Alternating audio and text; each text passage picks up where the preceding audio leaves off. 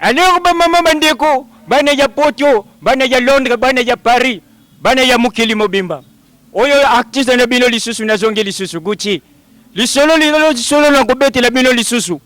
Alors tozalaki na bashege mibale, bazalaki na Boas, bazalaki na Kotazo.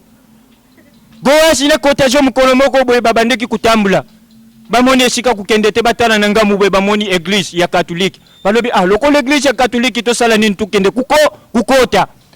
Boas wana na Kotazo bango wana na église ya catholique wo nzoka sangwa bandaki kusala messe ya ba musicien. Tangu wana messe baza kusala nzoka Kotazo azalaki na kuakara. Tangu bakoti messe zoado banda kwanza china sima kwanza. Alors Kotazo bosa na kikenzoka ndongo wakota ki église bakulia communion. Tangu wana sangwa bandi malomoko bwaki ya kapela bandi kuya bodingo njamba jale na bino nzoka shibe pe asalaki wana bakofio lo mide ba mishe minene basalaki. Tangu sangwa bwaki bandi kuya bodingo njamba jale na bino nzoka fali ipupa pe ye mona kyango lukula akapela. Tangu amoyo kika kabongo malamoko ya zongisi ajala na yo papa ajala na yo sangwa silite asongisi lisusu bandi kuna bodingo njamba jale na bino nzoka wera nsoni palo bingana kuchika la simate wera nsoni pemba na moko zongisi azala pena yo flashingeta.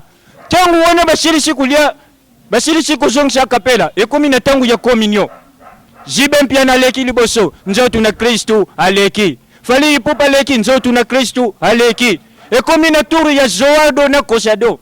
Tangu Kosado akomi liboso nzotu na Kristu Kotazo pali communion leki Zoado pe aleki nzotu na Kristu aleki.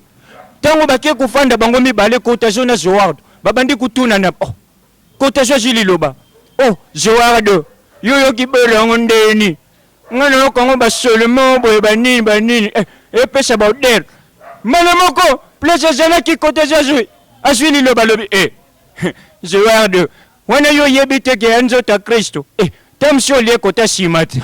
Merci Nabino ezala ki artiste Gucci. Merci.